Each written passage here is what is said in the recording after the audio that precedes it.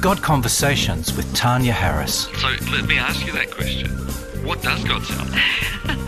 Well, thunder, lightning. Mother Teresa, someone asked her, when does God speak to you? And she said, whenever he wants. So essentially the Bible is a collection of God conversations, if you like. I had a vision of a car accident and I'm sitting on the couch thinking, why have I just seen this? How could I know if God was speaking to me? How could I know that dream or that thought was actually just me thinking about, I just had some bad pizza? Jesus said we'd recognise his voice and follow him. It was never meant to be a one-way conversation. GodConversations.com. Hi, and welcome to episode 26 of the God Conversations podcast. My name is Tanya Harris, and I'm a pastor, speaker, and the founder of GodConversations.com. Have you ever thought about this question? Why does God speak to us in dreams? It seems, so mysterious, so unusual, maybe even a bit odd. I think sometimes it's difficult for us as Westerners to fathom why God speaks this way at all. There was an article circulating on the internet recently. You may have read it. It was an amazing story about an ISIS terrorist who had an encounter with Jesus in a dream. Jesus spoke to him, and as a result of that, he became a Christian. He changed his ways and began to follow Jesus. And it was an amazing story. It was beautiful. So exciting to see how God is reaching even into some of those darkest places today. But the thing that struck me as I was reading that article was the skepticism around it. The article was written by Christians, and yet there were questions about the reality of it. Did it really happen this way? Can we trust it? Can we believe it? The odd thing is that we read these kind of encounters in the Bible all the time. There's so many dream experiences. I think of the classic one of Jacob almost becoming converted in a dream because he sees angels up and down a stairway. These things are normal to us in the biblical accounts. But when it comes to working out how this works today, it's unusual for us. So today's episode is going to look at that question. Why would God use the vehicle of dreams to speak to us? We're not going to look so much at the fact that he does. We understand that he does speak that way. If you're not sure about that, I encourage you to jump onto godconversations.com. There's a great message there called While They Were Sleeping, and it goes through how God speaks to people in the Bible this way. It's his most popular, most common form of communication. So we're going to understand that, okay, first of all, God does speak this way. But why? Why would he wait until we're asleep? Why would he not speak to us while we're awake? I believe the answer to that question is going to tell us a little bit about God's character, about his nature, about his creativity, and about his determination to get his messages across. I know you're going to love this. I know you're going to find it helpful. And I pray that it would awaken you to what God's saying to you in the night. But before we get into it, can I also just say welcome to any new listeners? I've been on a number of trips recently, and I want to welcome any people that have come onto the blog, onto the podcast as a result of meeting you face to face. My team and I are so committed to equipping you to recognise God's voice. So let's get into it. Why would God use dreams to speak to us? Why speak to us in the night when we're semi-conscious, when we're unconscious, when our brains are switched off? Well, the first port of call as we answer that question is to look at the scriptures. But the problem is, the scriptures don't really tell us why God speaks to us in this way. They give us plenty of accounts of it happening and what God said, what happened afterwards. But they don't tell us why God would choose to use this mode of communication. So perhaps a little reminder before we start, and it's this. How God speaks is not as important as what he says. In many ways, the mode of communication that he chooses to use is not really the point. What matters is what he says and what we do about it. But at the same time, there's a reason, I believe, that he chooses to speak this way. These are thoughts that have come from my reflections over the years, from listening to people, from reflecting on my own experiences, from reading the Bible and trying to understand the nature and the heart of God. So these are my thoughts about why God speaks in dreams. I want to give you 5 today. The first one, first of all, dreams bypass our minds. God speaks to us when we're sleeping, and it's a state where we have our minds out of the way. It's almost like God has got our full attention because our brains are switched off. I think actually that makes it easier for God to get through. You know, one of the big problems we face in hearing God's voice is, how do I know it's his voice amongst the others? We get distracted, don't we? We shut down. Our own thoughts get in the way. The beautiful thing is that when we're asleep, our own thoughts are not in the way so much. Dreams can bypass our conscious thinking, and I think in many ways that makes them effective as a means of communication. Another thought, dreams make God's voice accessible to everybody. To everybody. Why? Because everybody sleeps. At least I hope they do. You know, when we look at how do I hear God's voice today, so much of the advice says things like take time out, you know, find a quiet place, be still and get up to a mountain, go on retreat, take time out. And I think that kind of advice is incredibly valuable, and I actually think that we need to spend quality time with God. It's very much like a human relationship. We need to spend time with people and we need to spend time with God. That's so important. But my question is, what about the times in life, the seasons when we actually don't have that kind of time? I think particularly of parents, the parents of young toddlers. You know, I've never had children myself, but I've watched parents looking after children, and the demands are so relentless all through the day and often through the night even. But here's the thing, God can actually still get his messages through, even when we have incredibly intensely busy times of our lives, because we all need to sleep. He can still get his messages through when he speaks in dreams. The other thing about it is that certain personality types, the people who are thinkers, the analytical types, the way that the brain is wired can also be something that obstructs hearing God's voice. We actually have some psychological research that hints that. But here's the thing. Because our brains are switched off as we sleep, God can get through while we're sleeping. God can get through even when maybe our personalities don't necessarily pick things up. I found that myself. I'm a classic thinker rather than a feeler. I don't have high levels of intuition. I don't always pick up on the spiritual realm as easily as some of my friends do. But God can still speak to me very clearly.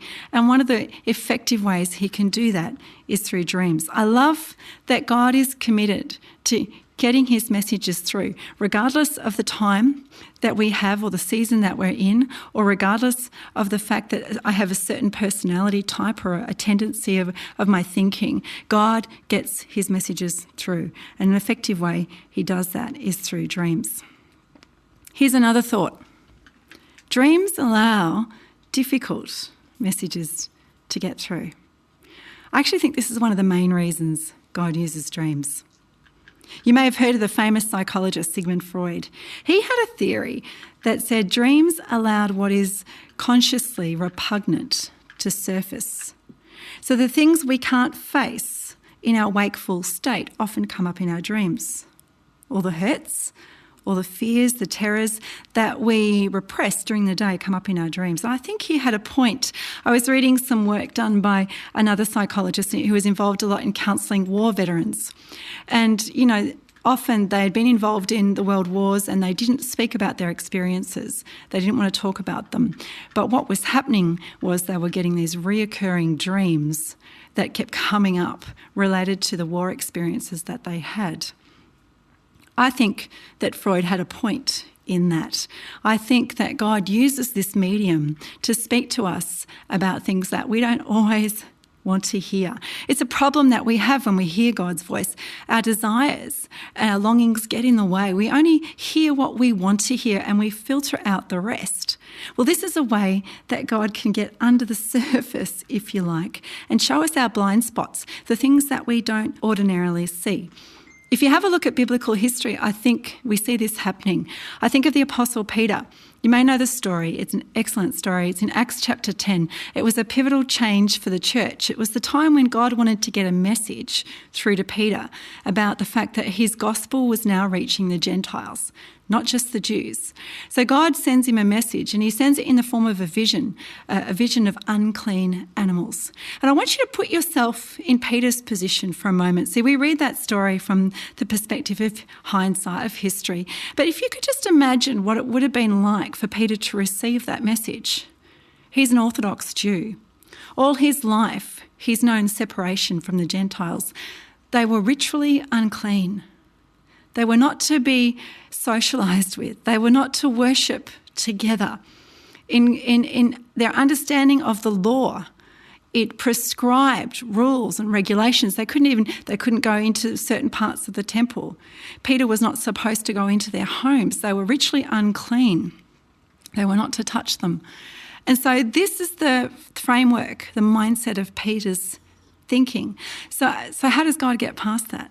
How does he get him a message that says, okay, now the rules have changed. Now you need to understand that God always had a bigger plan. He always wanted to embrace all people, not just the chosen people of Israel, but all people. How does he get through? Well, he puts Peter in a trance. He doesn't speak to him in his waking hours. He puts him into a place where he's half asleep. And I just wonder, God, did you do that to switch off his brain? Would he have been able to hear it otherwise? In fact, if you look at the story, the Holy Spirit is just so clever the way he kind of leads Peter along the way. When those Gentile soldiers that were sent from Cornelius arrived at Peter's door, his immediate reaction would have been disgust. They're Gentiles.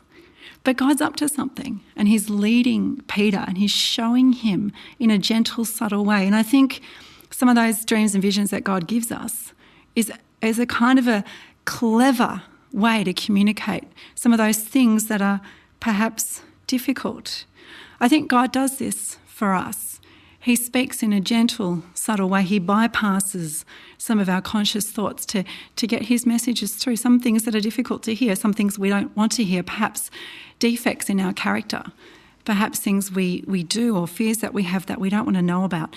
I think of the other classic story of Nebuchadnezzar in ancient Babylon. And he was a great king, very powerful king, but he had a big problem. His problem was pride. And everyone else knew it. You know, he was the one who built a golden statue of himself and called the people to bow down to him on pain of death. This is a man who has a monstrous problem of pride. And God speaks to him. And how does he do it? He speaks to him in a dream. He speaks to him and he gives him a picture of how great his territory was, but how obnoxious his pride was. And God warns him about that. I think God speaks to us in a way that bypasses some of the conscious thoughts we have for that reason. I believe he does that also for us today. Another thought, and I love this part of how God communicates, it's this one. Dreams engage us holistically. They engage us holistically. If you look at communication theory, you'll see that communication happens in a variety of forms. It's not just the words that we say, is it? It's the things that we see. It's the tone of voice. It's body language. It's the feeling that we get when we communicate with someone. Dreams often involve every part of us, don't they? Have you ever woken up from a dream fearful? It's touched your emotions. It's touched your senses. Or perhaps you've woken up with great joy. Can I have that dream again? Dreams and those pictures invite us into the scene. It's like watching a 3D movie. We walk into it. We're watching it. We participate in it. We feel it. And this is a very powerful form of communication. It's a bit like, when you send a text message and it gets the message across, but you don't know if it's happy or sad. You have to use an emoticon to try and make it happy or whatever, to try and communicate a bit more effectively. Dreams have a way of communicating very powerfully because they draw on the senses. You can pick up on a mood. You can read the scene. That's what happens in dreams. The emotion itself also becomes a part of the message. I think that was going on a little bit in Zechariah chapter 3, when God spoke to Zechariah about Joshua the high priest. I don't know if you know the story, but Joshua the high priest was called to lead the people to rebuild the city of Jerusalem after exile. It was a big call. It was a big task. It was difficult. There was only a remnant of people who would have been weary, tired. They tried it before. It didn't work. There was oppression from surrounding people. So it was a difficult scene. And what we see here is this scene plays out, and Joshua is standing there, and he's dressed, it says, in filthy clothes. He's dressed, he's not ready. Have you ever had that feeling when you've turned up to an event and you're not dressed properly? You're wearing the wrong outfit, you're not quite right. You dress up at the wedding and everyone's underdressed, or you go to another event and everyone's dressed up more than you and you just feel inadequate. You're not fit right. It doesn't feel right. And I often think if I was Joshua the high priest, how that would feel, not to feel clothed, not to feel empowered, not to feel ready. The scene that then happens is that an angel comes and clothes him in clean robes. He puts a turban on his head and he appoints him and empowers him to do the job. He's dressed appropriately. He's ready. He's anointed. The clothes fit on his shoulders and he feels confident to do what he's called to do. I think the prophet Zechariah gets a sense of that feeling, perhaps of the inadequacy, the condemnation that Joshua may have been under, that sense of being attacked and not able. And here God clothes him and he's appointing him. Pictures do that for us. Scenes do that for us. Dreams do that for us. That's how it works. They invite us to engage and to feel what God feels and to sense what God is saying. Lastly, dreams allow for God's creativity. I think this is my favourite one. When we look at dreams and how they work and how God speaks, I think you begin to see the character and nature of God shine through. Numbers 12:6 says that dreams are like riddles to be solved. And when you start to listen to your God dreams, you see God's cleverness, his quirkiness, his humour even. I love the story in Jeremiah chapter 1. God gives Jeremiah a vision. He sees the branch of an almond tree as it blossoms. And God's speaking to him about what's happening. He's speaking to him about his call. And if you can imagine how Jeremiah felt in that situation, how is this all going to happen? What you're saying, God. And there's nothing more that's said. What is this branch of an almond tree? It's blossoming. What does it mean? Well, because we don't know Hebrew, it's not quite clear, but it's actually a word play. It's a little riddle, if you like, that you have to work out. And when we do a little bit of research on the Hebrew language here, we see that the Hebrew word for almond tree sounds a lot like the Hebrew word for watching. It's just a little riddle. It's a little thing to think about. It's the creativity of God at work. He's a very creative God. He tells things in pictures. He phrases things in poetry. Sometimes he creates riddles for us to decipher, that we may get involved in the conversation. I think of the classic, one of the scenes you probably know. Ezekiel was a prophet called to help the nation return from exile.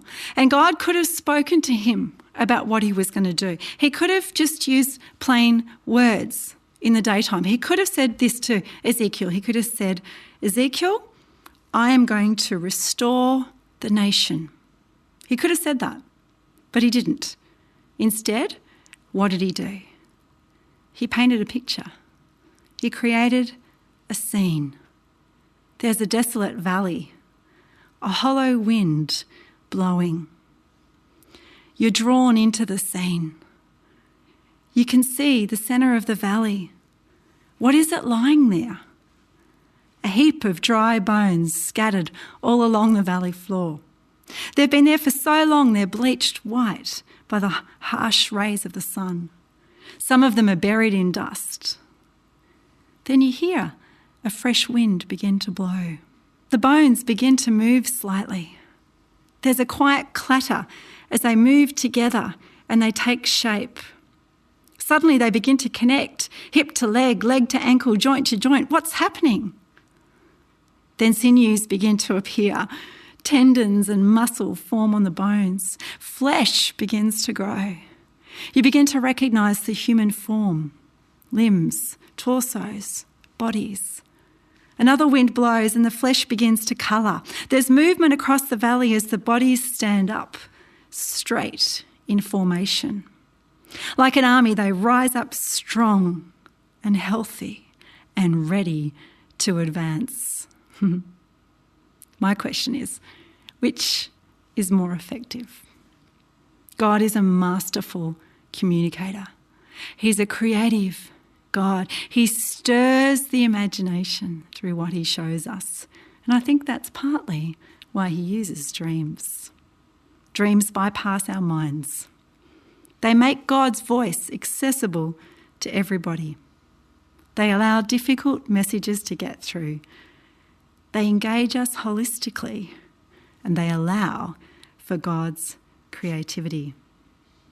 Since hearing from God in dreams, I've learnt a lot about his character, a lot about his nature, just by thinking about the forms he uses. And I pray you'll experience God's voice in this way too. If you want to learn a little bit more, we're just in the process of releasing our brand new Awaken Your Dreams series on CD. I'm really excited about this. I just wanted to finish telling you a couple of things about this, because what we've done is we've taken the seminar. Many people have said to me, I'd love to come to your Awaken Your Dreams seminar, but they haven't been able to be on location wherever I am. So what we've done is we've created a CD series with 3 of the sessions in it. And if you want to know how to recognise God's voice in your dreams, if you want to know how he uses symbols and how we can understand the messages that he's sending us, those creative things that he wants to say, I encourage you to get a hold of the CD series. We're about to release it. It's available at the website, but in a couple of weeks we're going to be releasing it with a special discount. So jump onto the blog, subscribe. We'll let you know about it very soon. But as we finish, can I just say a prayer for you? I want to just pray that God will speak to you in a creative way and that he'll get his messages through. Father, we thank you that you are an awesome communicator.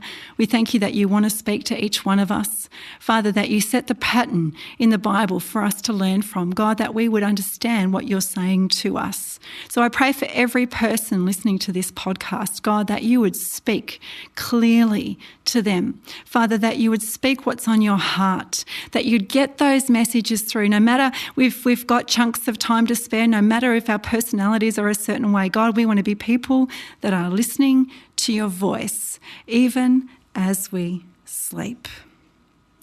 Amen. Have a wonderful week and looking forward to chatting to you on the podcast next time. We hope you've enjoyed this podcast by Tanya Harris.